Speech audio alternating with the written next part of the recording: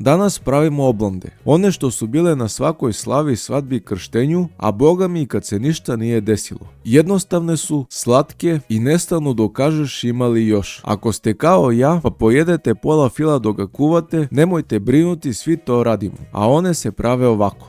U šerpu sipamo 300 grama šećera, 300 ml mleka i sve to odnesemo na vatru. Kad provri sklonimo sa vatre, odmah nakon toga u šerpu stavimo 250 grama margarina,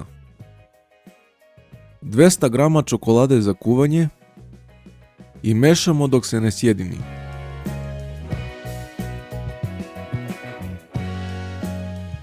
Kad se masa sjedinila, u posudu izmjerimo 300 grama mlevenog plazma keksa.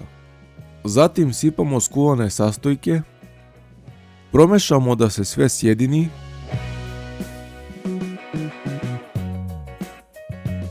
i ostavimo da se ohladi. Nakon što se fil ohladio, pripremimo jednu oblandu sa dubljim delom na gore, nanesemo četvrtinu fila i poravnamo. Kad smo poravnali fil, stavimo drugu oblandu i ponavljamo proces dok ne utrošimo sav fil.